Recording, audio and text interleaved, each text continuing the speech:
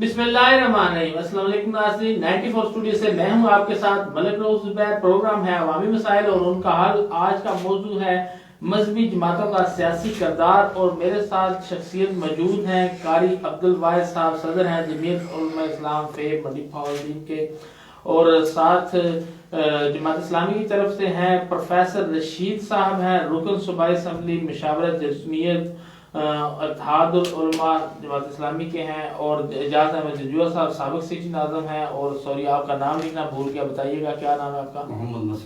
मोहम्मद मसूद साहब हैं, deputy general secretary हैं JUI के फजलुर रहमान ग्रुप के। तमाम मेहमानों का प्रोग्राम में तशरीफ लाने का शुक्रिया।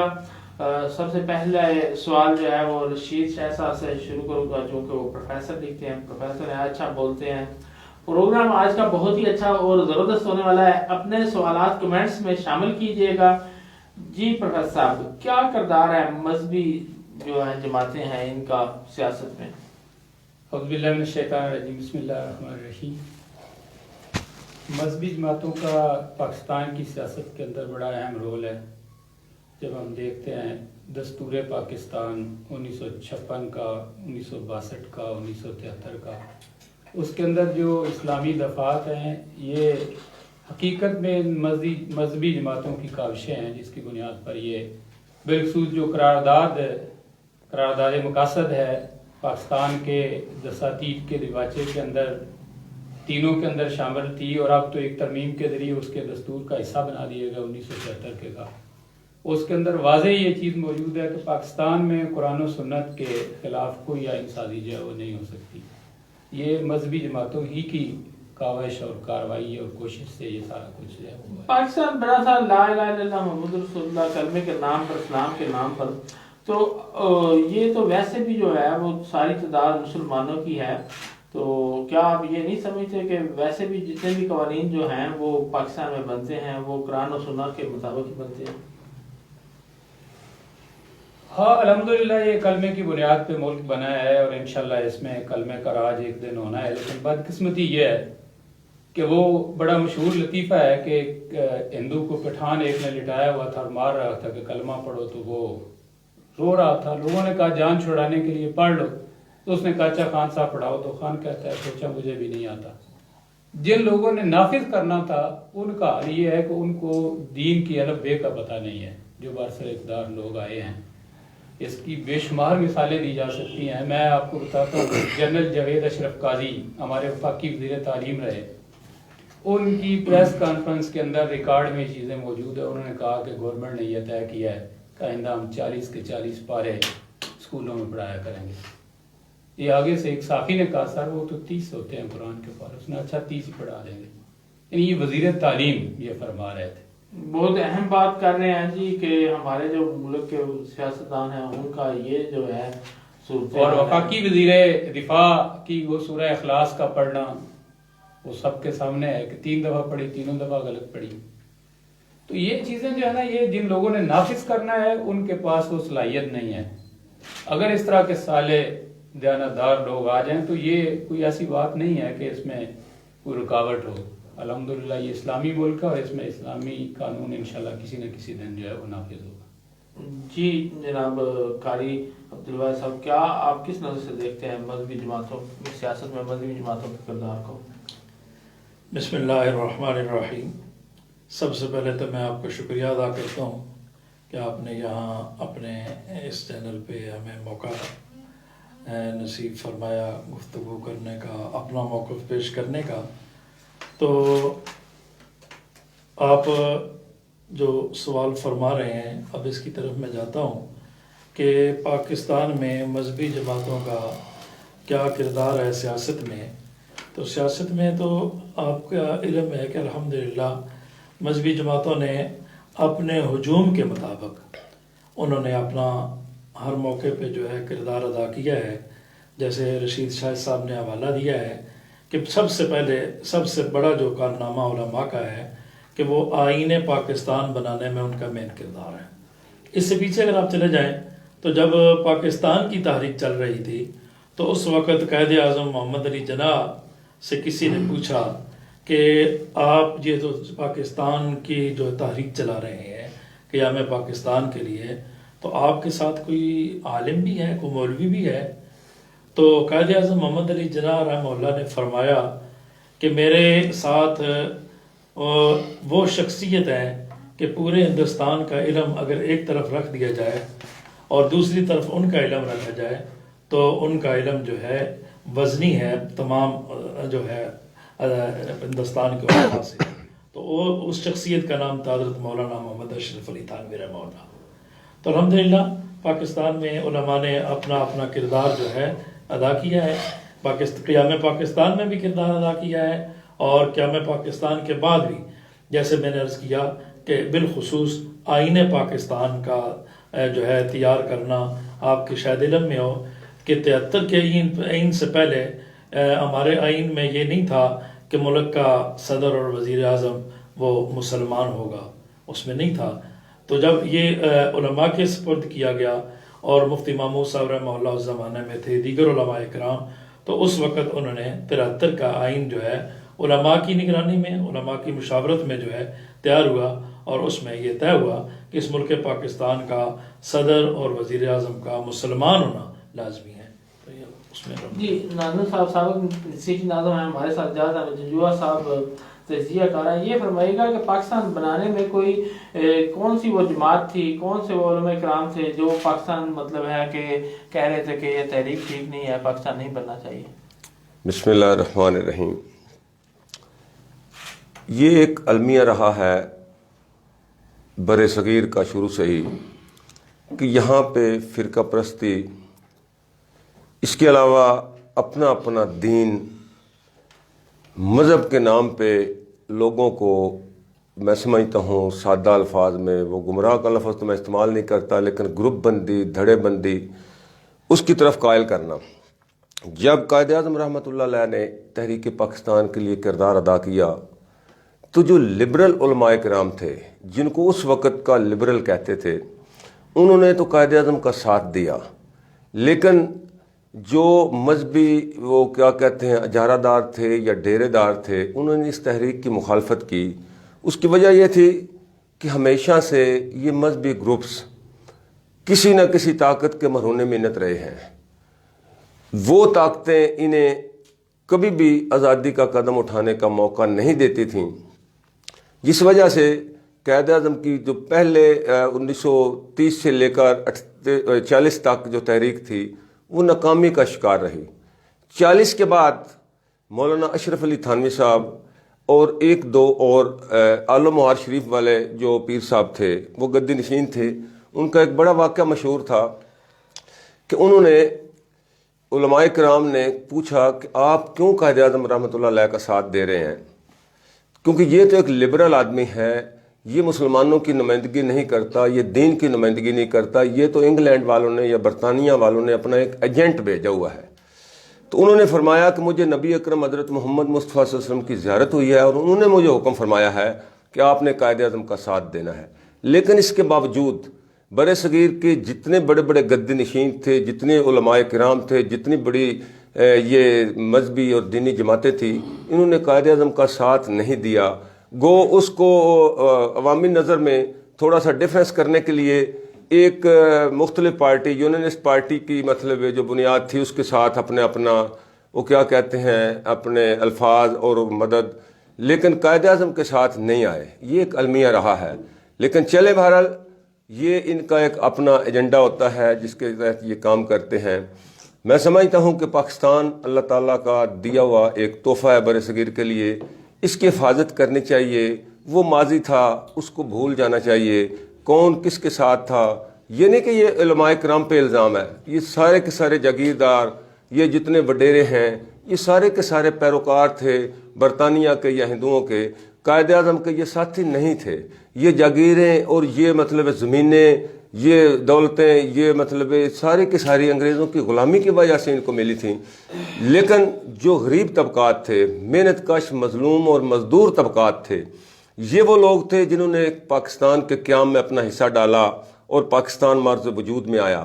لیکن بدقسمتی سے 47 کے بعد قائد اعظم کی وفات کے بعد اپنا لیاقت علی خان صاحب کی شہادت کے بعد وہی اجارہ دار، وہی وڈیرے، وہی علماء کرام، دینی اجارہ دار، انہوں نے دوبارہ کنٹرول ملک کا سنبھال لیا، جس وجہ سے میں یہ سمجھتا ہوں کہ آج پاکستان میں نہ تو اسلام نافذ ہو سکا اور نہ ہی غریب کی ترجمانی ہو سکی۔ اچھا، دوسرا وہ جو بات کر رہے ہیں کہ آئین جو ہے وہ مذہبی جماعتوں نے دیا، اس بارے میں آپ کیا کہیں؟ نہیں، مذہبی جماعتیں نہیں، دیکھیے پیپلز پارٹی اس وقت اکثریت میں تھی، یہ تحریک علماء کرام کچھ چلا رہے تھے حکومت کے خلاف، تو بھٹو صاحب نے سب سے مشاورت کر کے، کیونکہ وہ ایک انتہائی سمجھدار لیڈر تھا ذوالفقار علی بھٹو، اس میں تمام سٹیک ہولڈرز کو انگیج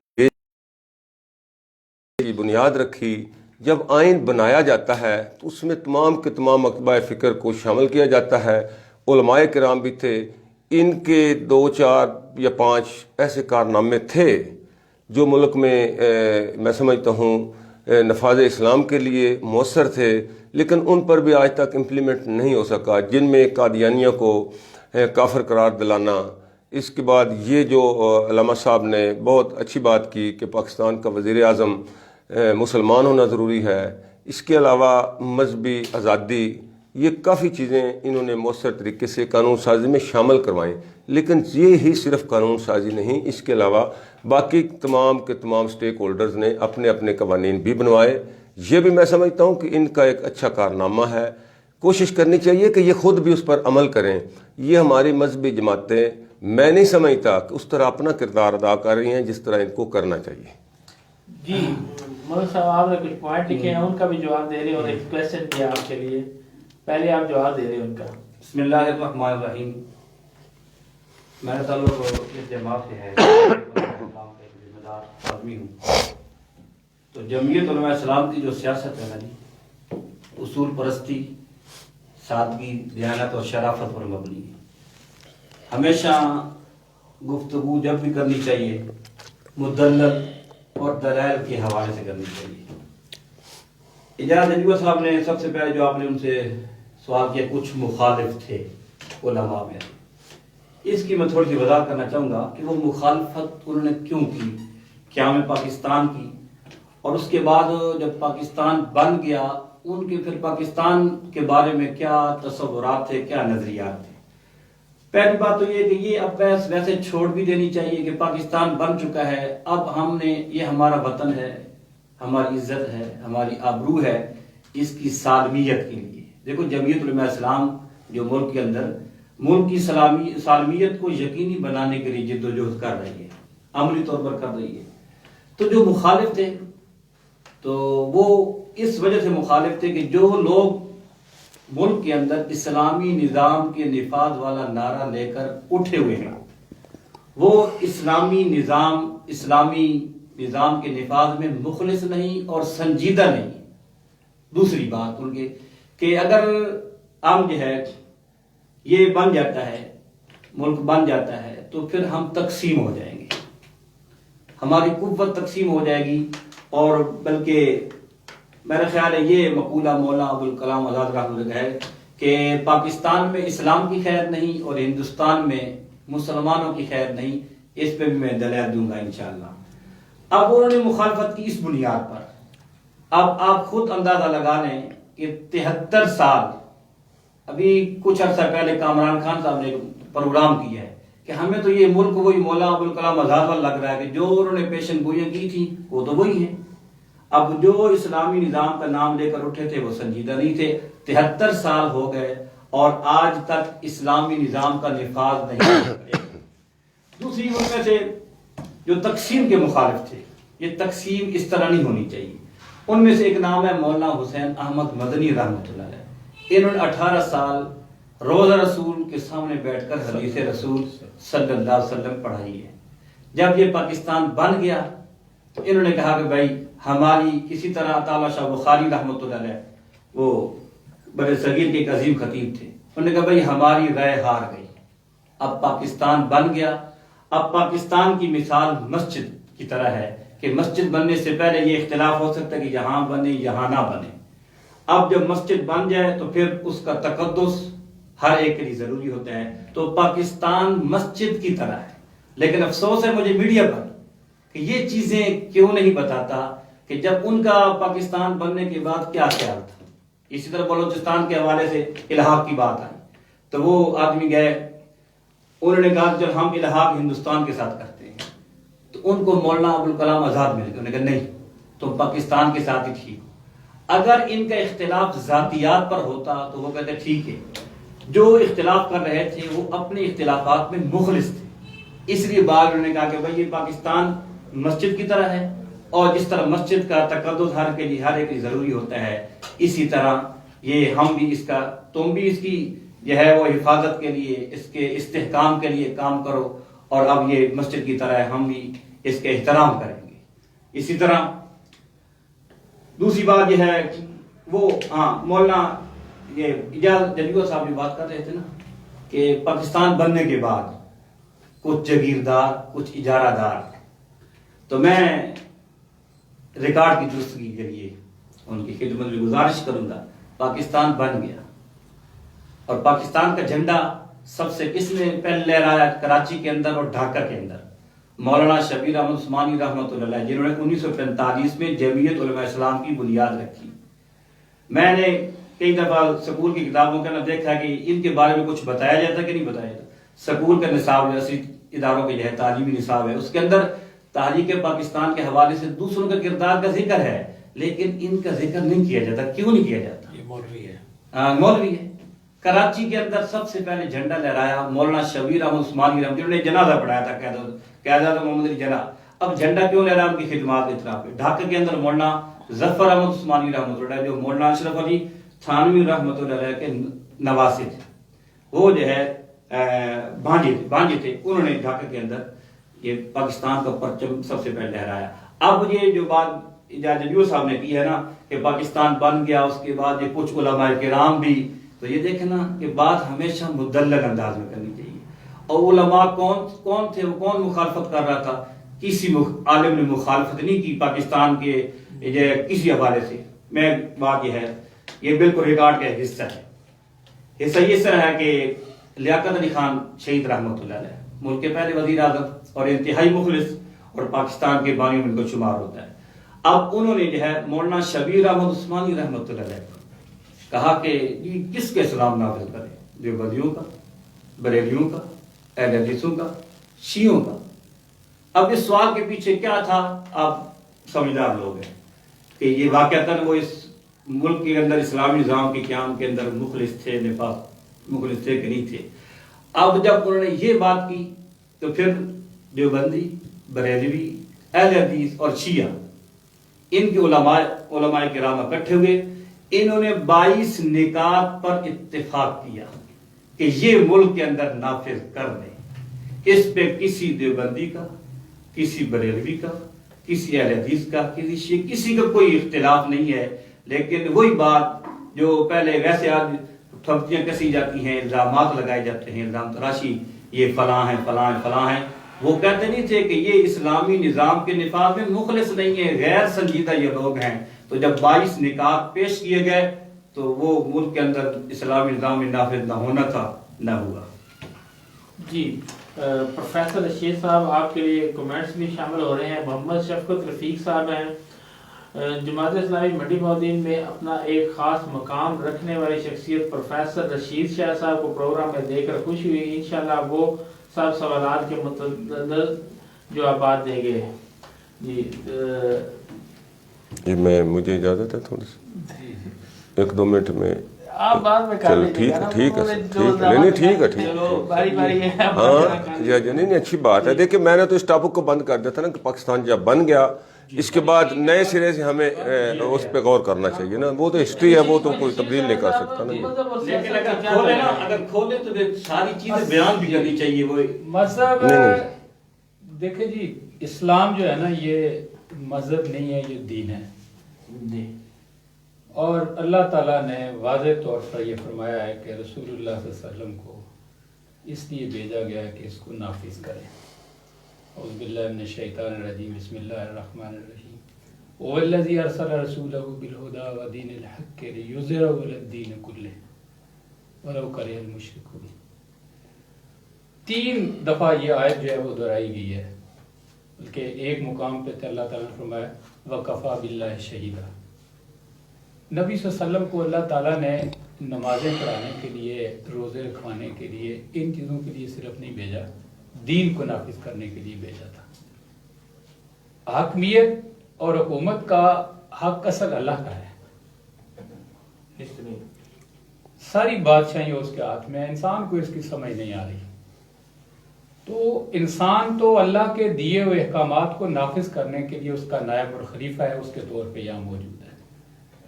تو اس لیے یہ دین اور سیاست، یہ مجھے یاد ہے مولانا مودودی رحمۃ اللہ علیہ کو ایوب خان نے بلایا اور اس نے کہا کہ مولانا مجھے سمجھ نہیں آتی مولویوں کا سیاست سے کیا تعلق ہے۔ مولانا نے بڑا خوبصورت جواب دیا، انہوں نے کہا تم ایک فرد ہو جس کو یہ سمجھ نہیں آ رہی کہ مولوی کا سیاست سے کیا تعلق ہے، اس پوری قوم کو سمجھ نہیں آ رہی کہ ایک فوجی جرنیل کا سیاست سے کیا تعلق ہے۔ اس کو تو جغرافیائی حدود کی حفاظت کرنی چاہیے، وہ ادھر عوام پہ قبضہ کرنے لگا ہوا ہے۔ تو یہ دراصل دین جو ہے اسلام میں، یہ ہے ہی اس چیز کا نام ہے۔ اب اس کو ہم علیحدہ کریں، سیاست لفظ کیا ہے، اس کو ہم نے تو گالی بنا دیا۔ سیاست کے معنی ہیں معاملات کو سدھارنا، ان کو درست کرنا، نگہداشت کرنا۔ اب سیاست دانوں کو کام نگہداشت کرنا ہے، ڈکیتیاں کرنا نہیں ہے، اور وہ وہی کر سکتے ہیں خوف خدا جن کے دلوں میں ہو۔ تاریخ انسانی بھری پڑی ہے، بے شمار ایسے بادشاہ گزرے ہیں، سب سے زیادہ جن کا نام لیا جاتا ہے حضرت عمر فاروق رضی اللہ عنہ کے دور کی مثالیں موجود ہیں کہ جب نگہداشت کرنے والے دیانتدار اور صالح لوگ موجود ہوں، باصلاحیت لوگ موجود ہوں، تو پھر عوام جو ہے وہ سکون کی نیند سوتے ہیں۔ لیکن جب اس منصب پہ ہم ایسے لوگوں کو بٹھا دیتے ہیں، یہ بڑا عجیب معاملہ ہے نا جی۔ ہم نے ایک وہ جو منصب پہ، جب اسلامی ملک ہے، وہ منصب پہ بیٹھنے والے مسلمان نہیں ہوتے ہیں؟ نہیں، مسلمان ہیں، یہ بالکل بات ٹھیک ہے۔ ہم ایک گاڑی کسی بندے کو نہیں دیتے جو ڈرائیور نہ ہو،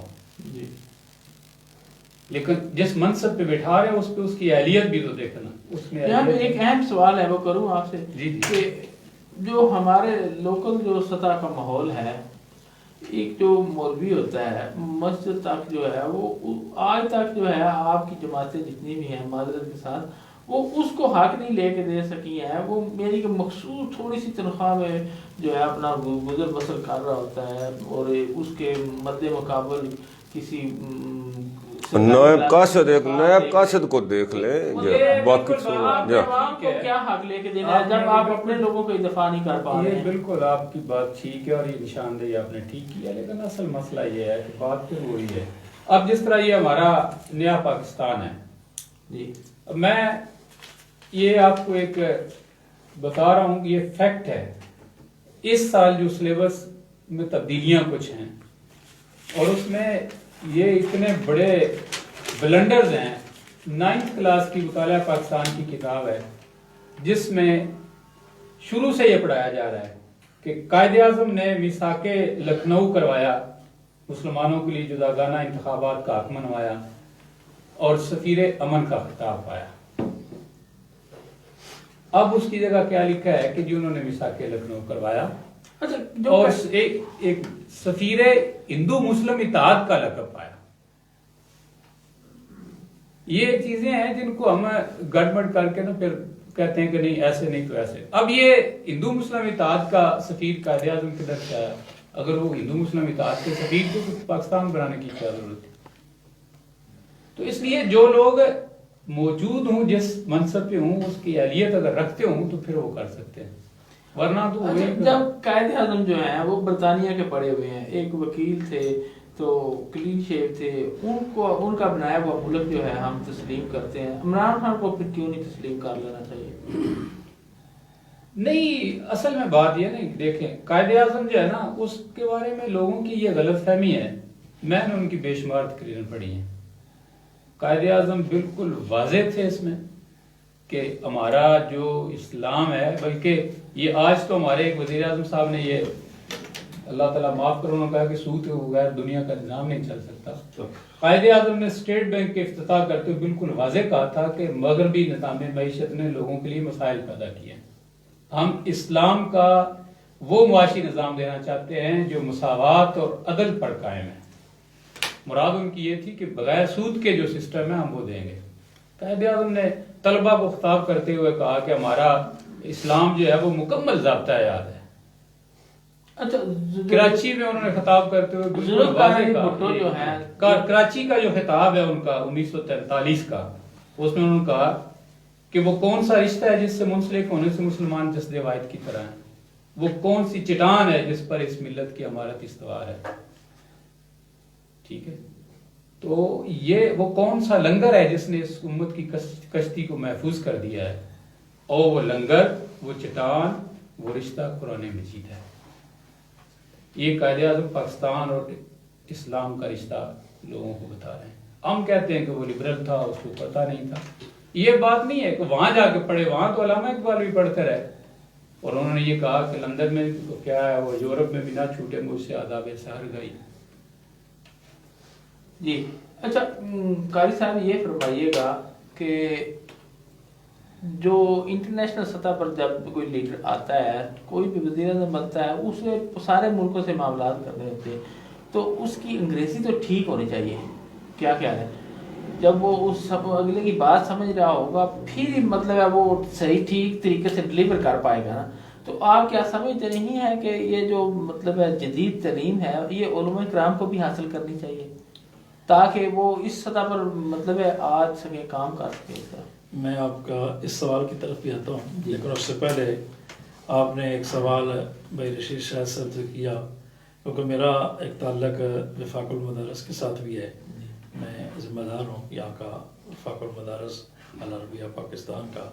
آپ نے یہ سوال کیا کہ آپ ابھی تک علماء کے دفاع نہیں کر سکے، تنخواہوں میں اضافہ نہیں کرا سکے، اور آپ دوسرے لوگوں کا آپ کیا کریں گے. تو اس کے لیے عرض یہ ہے کہ ایک تو یہ ہے کہ آج تک علماء کرام کا طبقہ آپ کے پاس آیا ہے کہ ہماری تنخواہیں کم ہیں؟ نہیں آیا. ہاں، آج تک علماء کا طبقہ آپ کے پاس آیا نہیں ہے. جو طبقہ آ رہا ہے اس کی آپ فکر کیوں نہیں کرتے؟ دیکھو نا، آج اسلام آباد کی سڑکوں پہ سارے طبقات کو دیکھیں نا. کبھی کوئی جو ہے وہ آپ کے ہیلتھ والے جا رہے ہیں، کبھی آپ کے ملازمین جا رہے ہیں، ابھی آپ کا طبقہ وہاں گیا ہوا ہے میرا خیال آج سے یا کل سے. زبردست. جی آپ کی بات تسلیم کرتے کیا ہیں، بات، لیکن آپ یہ بات تسلیم کرتے ہیں کہ تنخواہیں میں کم ہیں. ایک بات اس سے میں اسی طرف آ رہا ہوں. تو ایک بات یہ ہے کہ اس وقت آپ کے ملک میں جو مساجد کا نظام ہے، مدارس کا نظام ہے، اس نظام کی اسلامی ملک کا سربراہ جو ہے اس نظام کی طرف ان کی کوئی توجہ نہیں ہے. نہ وہ توجہ دیتے ہیں، نہ اس طرف وہ آنا جاتے ہیں. یہ اپنی مدد آپ کے تحت سارا نظام چل رہا ہے، مساجد کا بھی، مدارس کا بھی. اس وقت ہمارے ملک میں 5 بورڈ ہیں. اس میں مسلک دیوبند، مسلک بریلوی، اہل حدیث، جماعت اسلامی اور شیعہ. ان 5 بورڈوں کے ساتھ اس وقت جو منسلک مدارس ہیں، الحاق مدارس ہیں، تقریباً 32-33 ہزار ہیں، 33-34 ہزار تقریباً اس وقت یہ تعداد ہے. اور ان کے ساتھ یہ مدارس میں جو الحاق مدارس ہیں، ان میں پڑھنے والے طلباء اور طالبات کی جو تعداد ہے وہ 30 لاکھ کے قریب ہے. سر آپ نے مدارس کی بات کی، میں مدارس کی تعلیم کو تسلیم کرتا ہوں، آپ کی محنت کو تنخواہوں کی تسلیم طرف آ کرتا رہا ہوں. ہوں، تنخواہوں کی طرف یہی آ رہا ہوں نا کہ آپ یہ کہہ رہے ہیں کہ آپ نے علماء کی تنخواہوں کے لیے کوئی کردار جو ہے ادا نہیں کیا ہے. اس طرف آ رہا ہوں کہ یہ سارا نظام اپنی مدد آپ کے تحت چل رہا ہے. وہ تنخواہوں کا نظام ہے، دیگر نظام ہے. تو اس میں تو الحمدللہ باقی رہا ہے کہ ہماری طرف سے کوئی گلہ شکوہ نہیں ہے. ہم آپ تو ہمارا شکریہ ادا کریں کہ ہم کم تنخواہوں پہ گزارا کر کے اور اپنے معاملات دیگر اپنی مدد آپ کے تحت چلا کے ہم قوم کی خدمت کر رہے ہیں. خودکشی کی فکر نہیں کیا. جب اتنا بہترین آپ کا تعلیمی نظام یہ جو مدارس کا موجود ہے، پھر یہ اتنی زیادہ پابندیاں اور اتنی حکومت کی طرف یہ اس لیے یہی ہم رونا روتے ہیں کہ آپ جن لوگوں کو حکومت دیتے ہیں وہ اس کے اہل نہیں ہیں. یہی تو رونا رو رہے ہیں کہ جب آپ علماء کو برسر اقتدار لائیں گے نا جی، تو انشاءاللہ یہ رونے نہیں ہوں گے. جب اس نظام کو سمجھنے والے نئے لوگ جب ہمارے ملک کے اوپر مسلط رہیں گے تو ظاہر بات ہے یہ پریشانیاں تو ہوں گی. آج ملک کس پر صاحب آپ سے سوال کرتا ہوں. میں آپ کا نا وہ ایک سوال آپ نے کیا نا کہ مدارس کو عصری تعلیم ہونی چاہیے نا. الحمدللہ الحمدللہ اس وقت آپ چلے جائیں اکثر مدارس کے اندر یہ عصری تعلیم دی جا رہی ہے. ترکی کے اندر نئی ٹیکنالوجی کے حوالے سے روبوٹ اس کا مقابلہ ہوگا ورلڈ لیول پر. تو مدرسہ بیت السلام طلگنگ وفاق المدارس کے ساتھ ملحق ہے. بیت السلام طلگنگ ضلع چکوال ہاں دی ریگارڈ بات کر رہا ہوں. وہاں کے مدرسے کے طلباء نے ورلڈ لیول پر پہلی پوزیشن حاصل کی. کس میں؟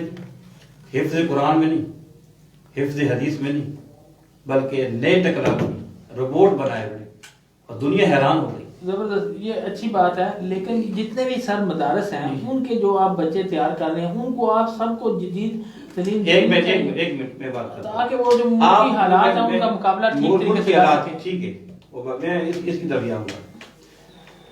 آپ نے کبھی یہ سوال کیا میڈیکل کالج والوں سے کہ آپ انجینئر کیوں نہیں پیدا کر رہے ہیں؟ ایک میرا سوال ہے, ایک سوال ہے کہ میڈیکل کالج والوں سے کبھی آپ نے سوال کیا کہ انجینئر کیوں نہیں پیدا کر رہے؟ اور انجینئر جب آپ سیاست میں آنا چاہتے ہیں, علماء کرام سیاست میں آنا چاہتے ہیں, تو سیاست میں دوسرے ممالک کے ساتھ آپ کو عالمی حالات جاننے کے لیے سب کو سوال سب یہ وہ انشاءاللہ آئیں گے. اب تو اب یہ ہمارے پاس لوگ جو لے کر آتے ہیں نا جی اس کو حافظ قرآن بنا دیں, حافظ قرآن. اور 1857 سے پہلے یہ سارا ایک جگہ پہ ہوتا تھا, مدرسے کے اندر ہی سب کچھ یہ ہوتا تھا. اور آج بھی ہمارے وفاق المدارس العربیہ کی قیادت ہے, وہ کہتے ہیں کہ 1857 سے پہلے جو صورت حال اسی پہ آ جاؤ. مدرسے کے اندر سب کچھ ہوتا تھا. تو انگریز سید احمد خان نے پتہ ہے انگریزی پڑھائی کہا کہ انگریز کا مقابلہ کر سکے, وہ زبان آتی ہوگی تو مقابلہ کریں گے. نہیں اچھا ایک منٹ میں اس کا جواب سر سید احمد خان ہے.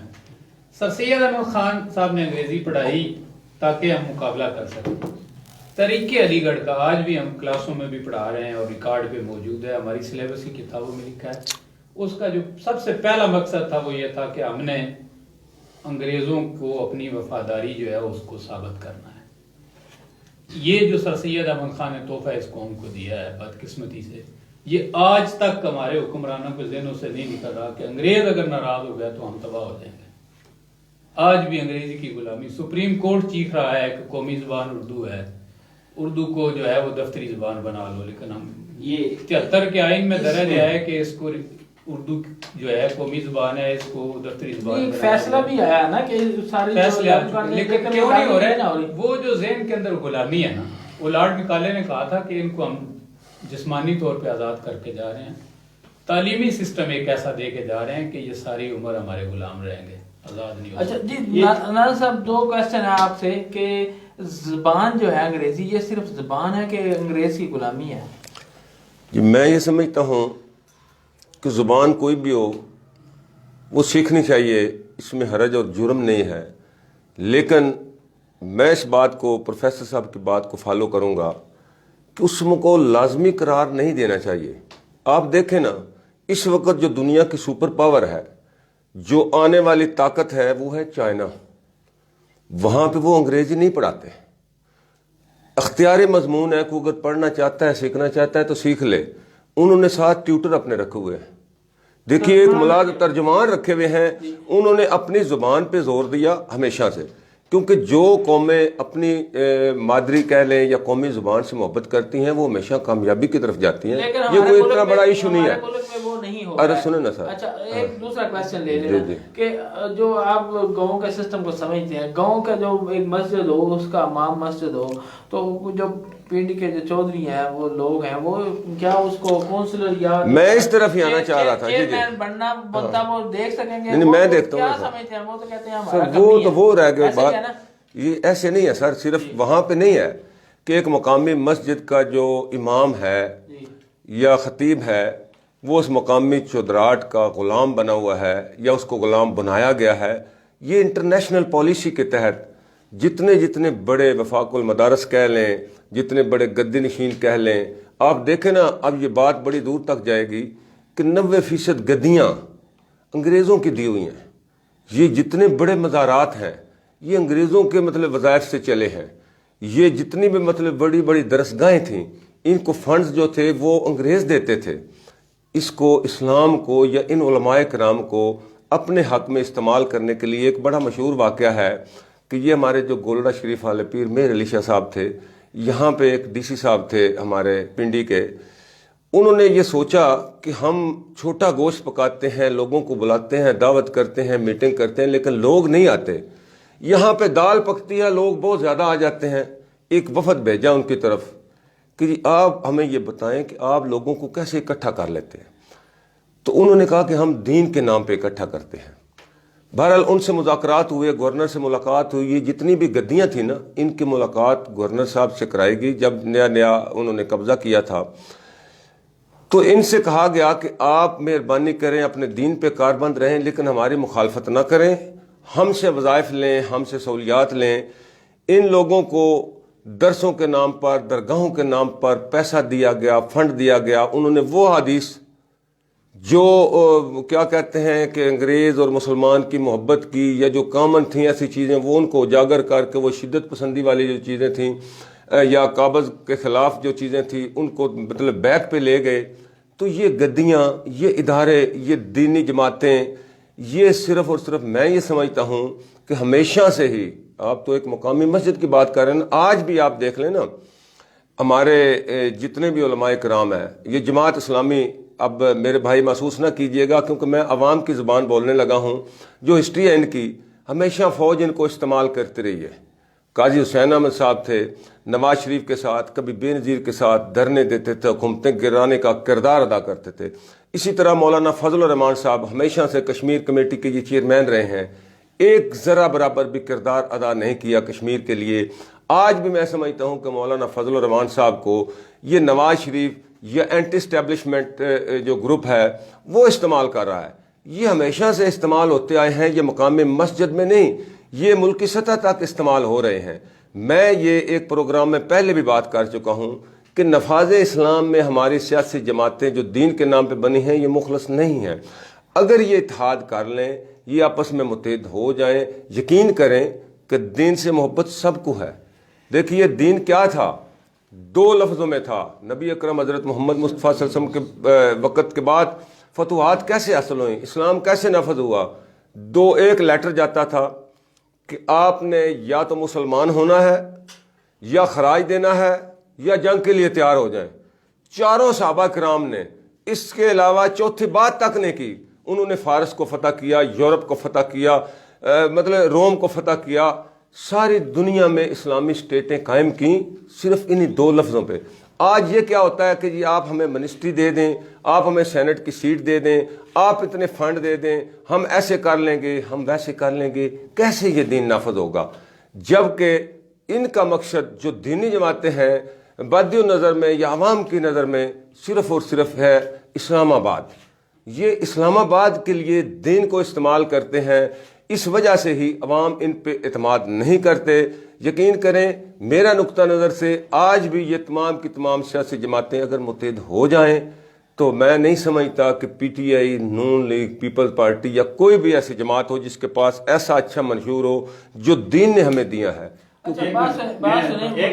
متحدہ مجلس عمل میں تمام جو ہے وہ علماء کرام ساری جو مکتبہ اب وہ کٹھے نہیں تھے. کٹھے تھے. دیکھیں ہاں وہ دیکھیں جماعت اسلامی بھی اور مولانا فضل الرحمان صاحب بھی، لیکن وہ بھی دیکھیں نا آپ ہسٹری ہے کہ وہ بھی نہیں سر نہیں، ان کی حکومت قائم ہوئی تھی. میرے ایک دوست تھے ڈپٹی اسپیکر سے اکرام اللہ شاہد صاحب، گزارش یہ ہے کہ وہ بھی اسٹیبلشمنٹ نے مطلب بنائی تھی نا.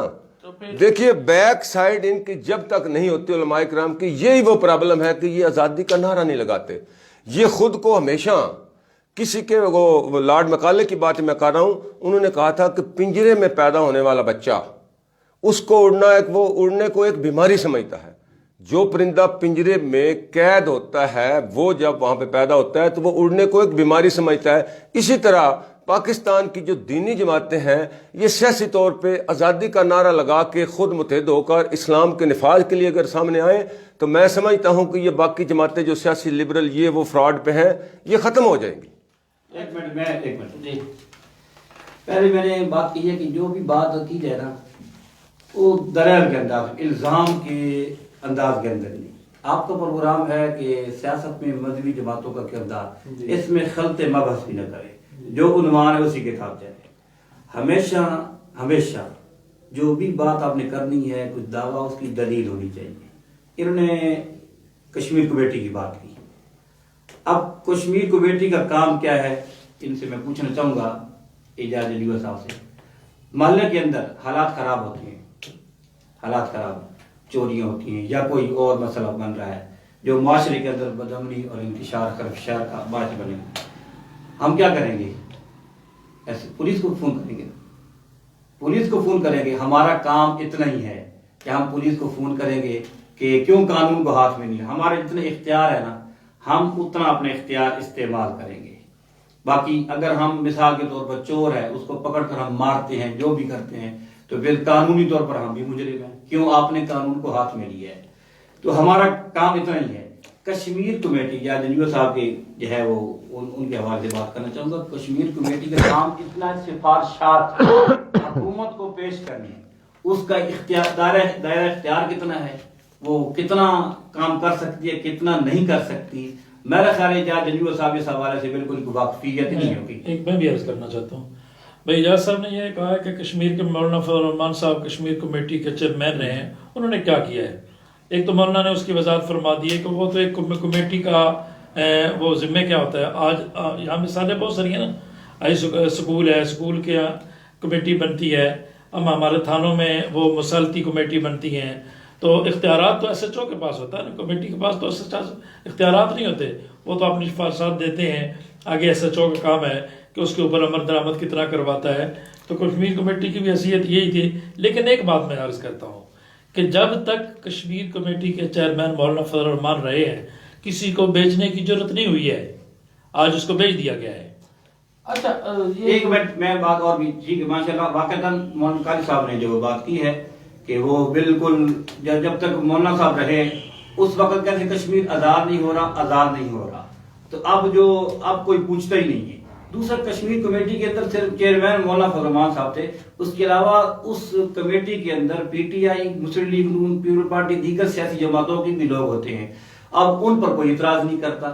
دوسرا کہ مولانا صاحب یہ ہو گیا فلاں، ایک بات جو یا جدیو صاحب نے بات کہی ہے نا کہ اسٹیبلشمنٹ کے حوالے سے میں چیلنج کرتا ہوں یہاں موجودگی میں کہ مولانا فضل الرحمان صاحب اگر کسی کے سہارے، اسٹیبلشمنٹ کے سہارے، یا کوئی ہے وہ آئے ہوں اقتدار کے اندر یا کسی حوالے سے بھی یہ ثابت کر دیں، تو میں اعلان کرتا ہوں کہ میں جمیعت علماء اسلام کو چھوڑ دوں گا۔ یہ دلیل سے ثابت کر دیں کہ مولانا فضل الرحمان صاحب اس طرح فلاں یہ۔ دوسری بات یہ جو ایک بات میں کرنا چاہوں گا، کہتے ہیں جی آپ یہ تو بات کر رہے ہیں کہ امام مسجد ہے، فلاں ہے، فلاں ہے، فلاں ہے۔ ملک کی سیاسی تاریخ، ٹھیک ہے، سیاسی، جب متحدہ مجلس عمل کی بات یہ حکومت تھی تو وزیر خزانہ تھے سراج الحق صاحب، وزیر خزانہ تھے، اور ان کے لیے کیا اعزاز ان کو ملا کہ سب سے زیادہ ایماندار، اور انہوں نے بڑے شفاف حوالے سے انہوں نے اپنی وزارت کی، لیکن اس چیز کو نہیں دکھایا کہ ان کے چہرے پہ داڑھی ہے۔ یہ میں آپ کی وساطت سے سامعین اور ناظرین جو ہے وہ سب یہ دیکھ رہے ہیں، سن رہے ہیں، کرپشن کے اندر مدرسے کا پڑھا ہوا کوئی ملوث پایا گیا؟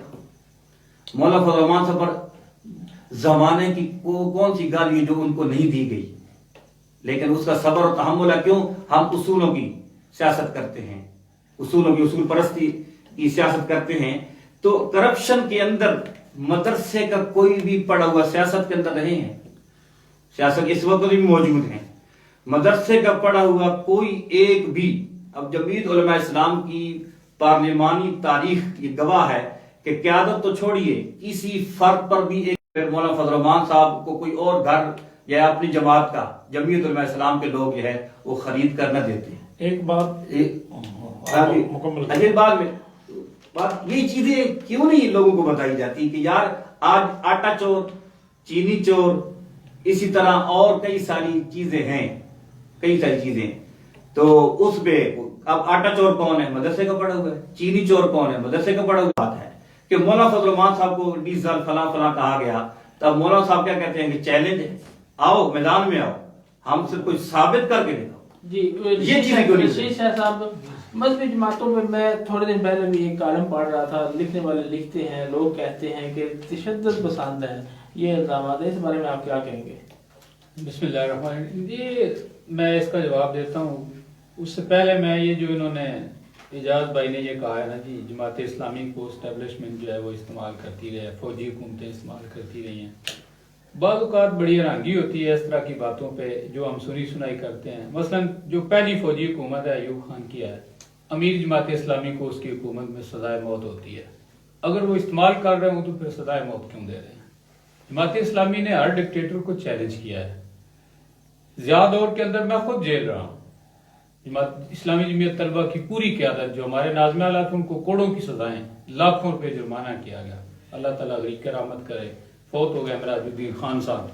इसी तरह ये अब्दुल अजीम साहब जो इस वक्त जनरल सेक्रेटरी हैं, जेल में रहे, बल्कि ये जमीयत के नाज़िम आला बने तो उस वक्त ये जेल में थे। झूठे मुकदमे एस्टेब्लिशमेंट, अगर जमात इस्तेमाल होती तो आज जमात इक्तदार के अंदर होती। ये कोई भी अंडरग्राउंड डील के लिए जमात तैयार नहीं है। ये तो अंडरग्राउंड डील्स करके लोग आते हैं, सारा कुछ होता है, सब जानते हैं, इदारे मैनेज करते हैं, इलेक्शन होते हैं, सब कुछ होता है, मीडिया भी उसमें इस्तेमाल होता है। आज अगर हसन नसार जो है वो कहता है कि मैं बहुत लंती हूँ, मैं इसको सपोर्ट करता हूँ, करते तो रहे ना। ये तो कहते थे पता नहीं अब ये मदनी रियासत जो है वो बनने जा रही है और ये जनाब सारी जो है वो तब्दीलियां आ गई हैं। दूसरा ये तशद्दुद का जो उनसर है ना जी, कहा जाता है, ये मुझे बड़ी हैरानगी होती है कि मदारस के अंदर तशद्दुद का कौन सा ऐसा है। अब ये जो मदारस की नहीं बात कर रहा मैं, मजहबी सियासी जमातों की बात कर रहा हूँ। उसमें भी मेरा नहीं ख्याल कि जो जमहूरी रवैये में तो लचक होनी चाहिए ना। मैं एक मिनट जी, वही बात, अगर जमहूरी रवैयों में लचक होती है, लचक हुई है, MMA बनी है तो उस पर इल्जाम है। जमहूरी रवैयों में लचक हुई है, जमात इस्लामी की PTI के साथ वहाँ इलेक्शन के बाद हुकूमत के अंदर इत्तेहाद हुआ है, मिनिस्टर बने हैं। नहीं, अफगानिस्तान की हुकूमत की भी बात कर लेना, तालिबान की जो हुकूमत बनवाने में किरदार अदा किया गया, ये बिल्कुल हाँ, ये रिकॉर्ड पे मौजूद है। बेनजीर के नसीरुल्लाह बाबर वजीर दाखिला गवर्नमेंट ऑफ पाकिस्तान ने अमेरिका की एस्टेब्लिशमेंट भी उसमें तो शामिल थी ना, असलम बेग साहब भी थे, सारे हमीद गुल साहब थे उस वक्त है। जो वहाँ मुजाहिदीन की पाकिस्तान अब तो पछताता है ना कि जो करते रहे, फिर उनको खत्म करवाया, किस तरह करवाया इन्होंने, क्या कुछ किया, ये सारी चीजें। असल में हमारा मसला ये ना, मीनारे पाकिस्तान जमात के जलसे में एक बात कही थी, वो जब ये अमेरिका के साथ पाकिस्तान तालिबान पे चढ़ाई कर रहा था तो वहां किसी ने कहा कि ये यू टर्न लिया हमारी आर्मी ने। उनका नहीं, हमारी आर्मी ने यू टर्न नहीं लिया, ये सीधी है। अमेरिका पहले इनको कहता था कि उसामा बिन लादेन मुजाहिद है, तो हमारी फौज कहती थी मुजाहिद है। अब अमेरिका कहता है कि उसामा जो है वो दहशतगर्द है, हमारी फौज कहती है दहशतगर्द है। ये यूटर्न ये नहीं बेचारे लेते। अच्छा, एक थोड़ा सा गर्म सा सवाल करूं, अगर नाराज ना हो। इसमें थोड़ी देर जमात इस्लामी आपकी तरफ ही आऊंगा नहीं। जमात इस्लामी जो है अमेरिका के खिलाफ बातें करती है, उसकी टोटल सियासत में अमेरिका यानी कि एंटी अमेरिका कहने, ठीक है, लेकिन काजी सैन अहमद साहब के बच्चे जो हैं वहाँ पढ़ते हैं अमेरिका जाके माजरत के साथ। ये वही बात इनकी ना, दलील और उससे बात की जानी चाहिए। काजी साहब को कोई बच्चा अमेरिका नहीं पढ़ता, पहली बात यह है। उनके दो बेटे हैं, एक अनस है डॉक्टर है, उसने यहाँ से KPK से MBBS किया है।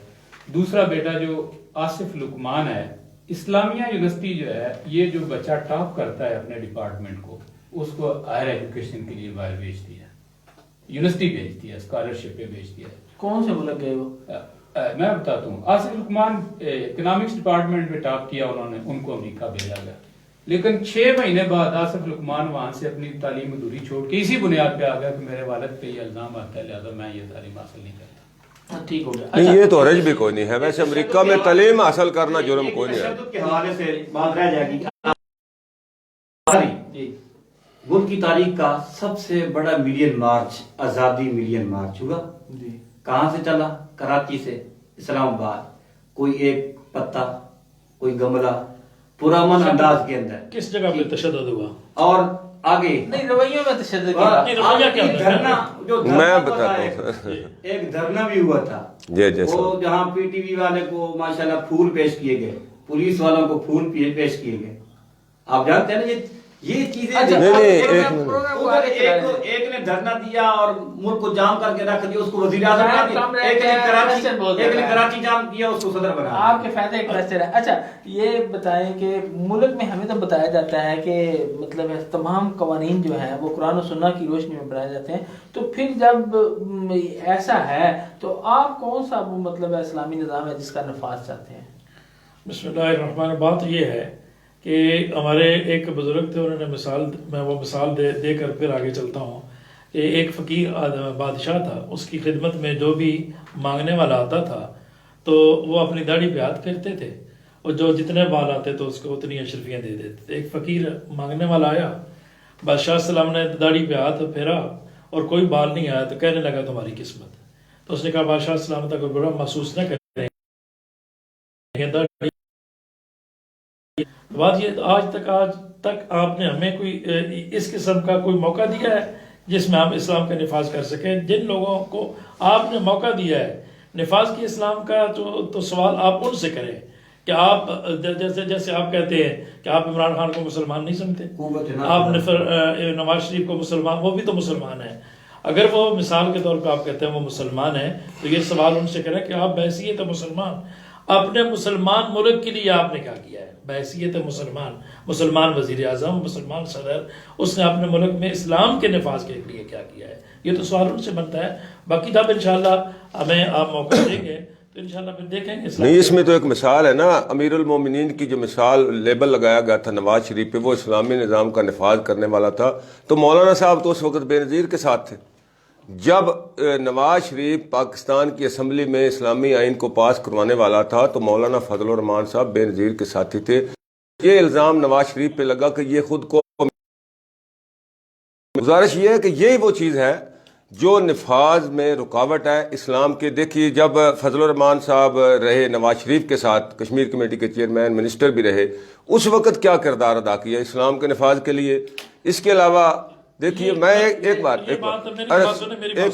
منٹ ٹائم دینا یہ مجھے۔ سوال آپ کا مولانا سے نہیں بنتا۔ جی جی، مولانا تو ایک اتحادی کسی جماعت کے ساتھ بھی کچھ شرائط پہ اتحاد ہوا اس ہے۔ سوال کا بھی میں جواب دیتا ہوں۔ ایک سوال، بادشاہی مسجد کے اندر ختم الوقت کانفرنس ہو رہی تھی، وہاں پہ قائد جمعیت مولانا فضل الرحمان صاحب خطاب فرما رہے تھے، تو درمیان انہوں نے، پہلی بات تو یہ ایک اصولی بات ہے کہ قانون سازی ہونی ہے پارلیمنٹ کے اندر اکثریت کی بنیاد پر، یہ تو ہم آپ بھی جانتے ہیں، قانون سازی اندر ملک کی پارلیمنٹ کے اندر ہی ہوگی، باہر قانون سازی نہیں۔ سر ایک منٹ معذرت سے، تو پھر تو وہ قیامت تک اسلام نافذ نہیں ہو سکتا اگر پارلیمنٹ میں کروانا چاہتے ہیں آپ۔ کہاں ہوگا؟ سر اسلام نافذ اسمبلی میں نہیں ہوگا، اسلام دیکھیے اپنے کردار اور رویوں سے نافذ ہوگا، وہ کہاں سے آئے گا اسلام؟ سر ایسے نہ کریں نا، جی جی جی، اسمبلی میں تو نہیں کروا سکتے آپ۔ یہ سوال کا بھی جواب، ہاں جی، انشاءاللہ جواب دیں گے مدلل۔ نہیں سر، ایک پتہ ٹائم پروگرام ہے نا، یہ کوئی اتنے بڑی لمبی مولانا صاحب نے بیان خطاب فرما رہے تھے، کہتے کہ پنجاب کے صحافی نے مجھ سے سوال کیا کہ مولانا صاحب آپ نے اسلام کے لیے کیا کیا؟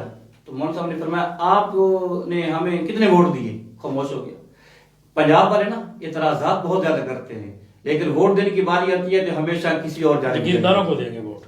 اب دیکھو، ووٹ آپ لوگوں کو کیوں نہیں دیتے ہیں، کیا وجہ ہے؟ میں بتاتا ہوں۔ ایک بات یہ ہے کہ ابھی جو نواز شریف کے دور کے اندر نا، یہ جو ختم الوقت کے حوالے سے اس کے اندر قانون کے حوالے سے کسی شیخ میں نا، تو اب وہ شیخ رشید صاحب جو ہے، ٹھیک ہے، وہ کہاں گئے جی، وہ مجھے مولانا فضل الرحمان تھا، اور تو بھی تو مسلمان ہے۔ ایک بات، پہلی بات تو یہ ہے کہ اب ہمارا یہ سوال پنجاب والے منڈی بابو، میں ایک جگہ بیان کر رہا تھا، میں نے کہا کہ ہمارا یہ سوال بنتا ہے ممتاز تارڑ صاحب سے کہ آپ بھی اس پارلیمنٹ کا حصہ ہیں، آپ نے ہم سے ووٹ لیے نا۔ مولانا فضل الرحمان صاحب کو ہم ووٹ دیتے ہی نہیں ہیں۔ دوسرا، مولانا فضل الرحمان صاحب نے یہ بات وضاحت اور صراحت کے ساتھ کہی ہے کہ صاف ظاہر اندر قانون سازی ہونی ہے۔ وہ جو سوال کر رہے تھے، ایک اسلام بطور مذہب ہوتا ہے، ایک اسلام بطور دین ہوتا ہے، جو جیسے رشید شاہ صاحب نے بات کہی ہے، بطور مذہب نماز پڑھنا، روزہ رکھنا، یہ بطور مذہب ہے، بطور دین کے قوانین کا نام ہے، جیسے حدود کا نفاذ ہے، دیگر جو چیزیں ہیں۔ تو اب دیکھو صاف ظاہر ہے کہ مولانا صاحب فرما رہے تھے کہ ہم اقلیت میں ہوتے ہیں، ٹھیک ہے، ہم وہاں رہ کر اپنی ترتیب سے اپنے انداز کے اندر یہ بتائیں کب تک جو ہے وہ اسلام نافذ ہو جائے گا؟ ایک کب تک سوال آپ کامیاب ہو جائیں گے؟ بات کم بھی تو وقت بھی کم ہے. ایک تو آپ کا جو ہے سوال ہے وہ بڑا اہم ہے اور اس کا جواب بھی ضروری ہے کہ آپ نے یہ سوال کیا ہے کہ لوگ علماء کو ووٹ کیوں نہیں دیتے. ایک تو یہ مسئلہ ہے. اب یہ بات کہہ رہے ہیں. دوسری بات آپ نے جو سوال کیا ہے کہ اسلام کا نفاذ کب تک ہو جائے گا, یہ تو ہمارے سے آپ کا سوال ہی نہیں بنتا. جب میں نے شروع میں عرض کر دیا ہے کہ جب آپ ہمیں اقتدار اسلام نفاذ جو ہے وہ کس جگہ سے ہوگا, جیسے فرما رہے تھے کہ ہوگا ڈنڈے کے زور سے ہوگا. جب ہم ڈنڈا لے کے نکلتے ہیں تو آپ کہتے ہیں ڈنڈے سے اسلام تو نہیں پھیلا, بندوق سے اسلام تو نہیں پھیلا. آپ اس طرف پھر اس طرف ہمیں بدنام کرنا شروع کر دیتے ہیں. اب ہم بھی کیونکہ الحمدللہ اس وقت ہم جمہوری سیاست میں ہیں, جمعیت علماء اسلام دیگر ہماری جماعتیں جو اس وقت جمہوری سیاست کا حصہ ہے. باقی آپ فرما رہے ہیں کہ علماء کو لوگ ووٹ کیوں نہیں دیتے, اس کا یہ سوال مختصر ہے لیکن اس کے پیچھے بہت بڑی ایک داستان ہے. اس کے لیے شاید بہت سارا وقت چاہیے. اس وقت آپ کے ملک کے اندر اسٹیبلشمنٹ اور بین الاقوامی اسٹیبلشمنٹ وہ ساری اس چیز کے اوپر فوکس کر رہی ہیں کہ علماء کو جو ہے اس ترتیب پہ رکھا جائے, ان کے اندر سے کبھی کوئی اختلافات ابھار کے کبھی کوئی ابھار کے ان کو عوام کے اندر اس ترتیب پہ رکھا جائے کہ عوام ان کے نزدیک نہ جائے اور یہ برسر اقتدار نہ آئے. اس پہ اوپر بہت ساری محنت ہو رہی ہے اور اس کے لیے ہماری ملک کے اسٹیبلشمنٹ میں بھی اور بین الاقوامی سطح پہ بھی اس کی بہت بڑی محنت ہو رہی ہے کہ اور ایک بات ہم یہی کہتے ہیں کہ یہ جب تک ہمارے انتخابات آزادانہ نہیں ہوتے اور انتخابات سے جب تک ہمارے اداروں کا جو ہے وہ اثر ختم نہیں ہوتا تو اس وقت تک یہ سلسلہ جو ہے وہ جاری رہے گا. ہم یہ کہتے ہیں کہ انتخابات آزادانہ ہوں اور انتخابات میں بھی یہ کوشش ہوتی ہے انتخابات مذہبی آدمی کسی علاقہ سے جب کھڑا ہو جاتا ہے الیکشن میں حصہ لیتا ہے تو وہ جو ہمارا سلسلہ ہے نا کہ ووٹ چوری کیا جا رہا ہے, یہ ہمارا یہاں بھی یہ گلا شکوہ ہے کہ ہمارا ووٹ اس وقت چوری کیا جاتا ہے. ہمارا ووٹ جو ہے جتنا ہوتا ہے اس کو شو نہیں کیا جاتا. کیوں نہیں شو کیا جاتا؟ اس لیے کہ لوگوں کے یہ ذہن میں بات آ جائے کہ مذہبی لوگوں کو ووٹ تو ملنا نہیں, مذہبی ووٹوں نے جو ہے وہ الیکشن جیتنا تو ہے نہیں, لہذا ان کو ووٹ دینے کی ضرورت نہیں ہے. اس پہ ایک محنت ہو رہی ہے. نہیں یہ تو کوئی بات نہیں کہہ رہی. ایک منٹ سر, شیشہ صاحب جو موجودہ حکومت چل رہی ہے اس کو کس نے تبدیلی آ گئی کہ تبدیلی؟ یہ تو بالکل واضح چیزیں ہیں. اب اس میں میرا خیال کو کہنے کو رہ کچھ نہیں گیا. نہیں عوام کو بتائیں نا, آپ کا نقطہ نظر آپ کی پارٹی کا نقطہ نظر آپ سے پوچھے گا, یہی کوشچن آپ سے بھی ہوگا کہ آپ بھی بتائیے گا کہ آپ کی پارٹی کا آپ کا کیا نقطہ نظر. موجودہ حکومت جو ہے نا جی اس وقت یہ بالکل اس کی میں وہ مثال دوں گا کہ وہ ایک ڈاکو گروہ تھا پورا اور ان کا ایک سردار مال لاتے تھے وہ سارا ان میں تقسیم کر دیتا تھا اور خود کچھ بھی نہیں لیتا تھا. سارے علاقے میں مشہور تھا جناب سردار صاحب بہت نیک آدمی اور بڑے اس کے گھر کا خرچہ کدھر سے چلتا ہے. پتہ چلا جی فلاں ڈاکو جو ہے وہ گھر دودھ دیتا ہے, فلاں ڈاکو جو ہے وہ دالیں دیتا ہے, فلاں گوشت دیتا ہے. تو یہ تیارے جہانگیر ترین دیتا ہے, الیکشن کے خرچے علیم خان اٹھاتا ہے, اپنا بزنس ہے کوئی نہیں ہے. تو ساری چیزیں ادھر کوئی آٹا چور ہے, ادھر چینی چور ہے, سارا کچھ سامنے موجود ہے. پٹرول کے اندر کیا ہوا ہے, آٹے میں کیا ہوا ہے, چینی میں کیا ہوا ہے, ہر ایک چیز ہے اس کے اندر ساری چیزیں جو ہیں وہ واضح ہیں. اب یہ جو ادھر لگائے جا رہے ہیں سستے بازار ڈرامہ کیا جا رہا ہے, سبزی منڈی سے ٹماٹر اٹھائے, وہ اچھے بھلے 80 روپے 100 روپے کلو مل رہے تھے تو وہاں سے اٹھا کے انہوں نے ایک دن بازار میں رکھے. اب ادھر آتا کوئی نہیں ہے, وہ ٹماٹر 200 روپے کلو پہ پہنچے ہوئے. تو یہ تو بیچاروں کو تجربہ ہے, کوئی نہیں پتہ ہے, کوئی نہیں, گورنمنٹ چل کوئی نہیں رہی ہے, حالات اتنے خراب ہیں, ساری چیزیں لوگوں کے سامنے ہیں. آپ کسی کو کیا ہے, مہنگائی ہے, پیسہ ڈی ویلیو ہو گیا ہے بین الاقوامی میں. دوسرا آج مجھے حیرانگی ہے کہ اب تو ہمیں خوف آنے لگا ہے کہ ہماری آرمی محفوظ نہیں ہے. آرمی پہ حملہ ہوتا ہے, نوجوان ہمارے شہید ہوتے ہیں, مدارس پہ حملہ ہوتا ہے. اب اسلام آباد کی یونیورسٹیاں بند کی ہیں جی, تھریٹ ہے. بھی گورنمنٹ اتنی بے بس ہو گئی ہے کہ کسی نے دھمکی دیا تو یونیورسٹیاں بند کر دو. کتنی دیر یہ ادارے بند رکھیں گے؟ جی آپ اصل میں یہ بات آپ نے کیا کہ موجودہ حکومت کے حوالے سے آپ کیا کہتے ہیں. سیانے لوگوں کا قول ہے کہ 1000 اہل آدمی فوت ہو جائے نا وہ اتنا نقصان نہیں ہوتا جتنا ایک نااہل آدمی مسلط ہو جائے. حکومت کے اندر بالکل اہلیت ہے، تبدیلی کے نام پہ تباہی وہ مشاہدہ ہو رہا ہے، اور ریلیف کے نام پر تکلیف وہ سارا، اور ہر شعبہ اب خود ان کے ادارے جو ہے اتنے بڑے منصور ہو کر کہتا ہے کہ میں وہ آ جائے تو میں اس طرح کروں گا، منہ پہ ہاتھ پھیرتا ہے، اور اسی طرح اس کی صرف یہ حکومت تقریروں پہ چل رہی ہے، ٹھیک ہے، جیسے کسی نے کیا خوب کہا کہ ہمارے حصے میں تقریر آ گئی اور انڈیا کے حصے میں کشمیر آ گیا. تو یہ موجودہ حکومت بالکل اس کے اندر کوئی صلاحیت نہیں ہے، سلیکٹڈ حکومت ہے اور یہ نااہل ہے. اس کو جتنے دیر رہے گی یہ ملک و قوم کے لیے نقصان دہ ہے. اس لیے جمیل علیہ السلام کا یہ بعض لوگ ان پر جو ہے الزام لگاتے ہیں یہ فوج کے خلاف. پاک فوج ہمارا فخر ہے، ہمارے سر کا تاج ہے، ان کی قربانیاں ہیں، دہشت گردی کے خلاف قربانیاں ہیں، اور سرحدوں پہ اس وقت پاک فوج جو ہے وہ اپنی ذمہ داری نبھا رہی ہے. لیکن جمعیت علماء اسلام مولانا فضل الرحمان صاحب کا جو موقف ہے وہ یہ ہے کہ فوج کی مخالف نہیں، یہ ذہن بنایا جا رہا ہے، غلط ذہن بنایا. ہم جو ہے اداروں کی سیاسی مداخلت کے خلاف ہیں، ہر ادارہ اپنی اپنی جگہ پر رہ کے کام کرے گا. تو بہرحال یہ حکومت بالکل اس کے اندر اہلیت نہیں ہے، اور جتنی دیر رہے گی یہ اتنی جو ہے اتنی دیر ملک قوم کے لیے نقصان. دیکھو فرانس والا اب کہہ رہے ہیں ہم فرانس سے سفیر واپس لا رہے ہیں اور ہم کوشش کر رہے ہیں، فرانس میں ہمارا سفیر ہے ہی نہیں. فرانس کی جو ہے یہ اس نے خباثت کی ہے اور یہ آواز اٹھی ہے عوامی احتجاج کے سفیر ان کا سفیر ملک بدل کرو، اپنا سفیر واپس بلاؤ. کہتے ہم بلا رہے ہیں، حالانکہ ہمارا سفیر تو وہاں ہے ہی نہیں فرانس کے اندر. تو بہرحال یہ انتہائی نااہل اور نکمی، ملک کی تاریخ کے اندر اتنی نااہل اور نکمی حکومت کبھی بھی نہیں آئی. جی ناظرین، جو فرانس کے خاکے ہیں ان کی ہم بھی 94 کی طرف سے شدید مذمت کرتے ہیں. کویسچن جو ہے وہ پروگرام دیکھ کے ضرور بتائیے گا کہ کیسا لگا، اور آپ کے سوالات کافی آ رہے تھے جو میں شامل نہیں کر پایا. میرے پاس بھی کافی سوالات موجود ہیں، میں بڑا مزہ آیا علماء کرام سے بات کر کے. میں اور بھی کویسچن جو ہے ان سے کرنا چاہتا تھا، ٹائم ختم ہو چکا ہے. تو میری جو ہے وہ ان تمام احباب سے گزارش ہوگی کہ دوبارہ ایک بار تشریف لائیں تو ہم جو ہے وہ کھل کے اور زیادہ مزید جو ہے وہ اس ٹاپک کو اور سوالات کو جو ہے کر سکیں. جی 10 منٹ ایک بات میں، آپ نے سوال کیا کہ اسلامی حکومت کب بنے گی اور کب اس ملک کے اندر شریعت نافذ ہوگی. یہ جس طرح کل سورج طلوع ہونے کا میں یقین ہے، انشاءاللہ میں یقین ہے کہ یہ ملک اسلام کے لیے بنا ہے اور یہاں اسلامی حکومت بنے گی جو شریعت نافذ. ہمارے ذمہ جدوجہد ہم کرتے رہیں گے انشاءاللہ. آئندہ پروگرام سے رکھتے ہیں. ناظرین، ایک تو کل 12 ربیع الاول جشن میلاد النبی صلی اللہ تعالی علیہ وسلم ہے، اس کا مرکزی جلوس غلہ منڈی سے برآمد ہوگا. تمام کے تمام مسلمان اس میں شامل ہوں اور نبی اکرم حضرت محمد مصطفیٰ صلی اللہ علیہ وسلم سے اپنی عقیدت کا اظہار کریں. دوسرے ناظرین، ایک بات میں وضاحت سے کرنا چاہوں گا کہ اس پروگرام میں جو میں باتیں علماء کرام یا مہمانوں سے کرتا ہوں، یقین کیجئے کہ جماعت اسلامی، جمعیت علماء اسلام میرے لیے انتہائی قابل فخر اور محبت والے جماعتیں ہیں.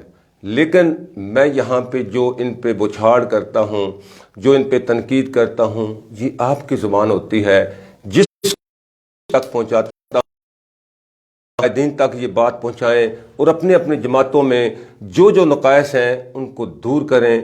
ایک یہ بھی کہوں گا، جماعت اسلامی نے بھی کہا کہ حکومت نااہل ہے، مولانا صاحب بھی یہ کہہ رہے ہیں کہ حکومت نااہل ہے، تو Jamaat Islami P D M کا ساتھ کیوں نہیں دے رہی؟ دوسرا ان پہ سوال ہے کہ پاکستان کا بیڑا غرق کرنے والی 2 جماعتیں یہ قرار دیتے رہے ہیں، پی ایم ایل این اور پیپلز پارٹی، آج یہ ان کے ساتھ کھڑے ہیں.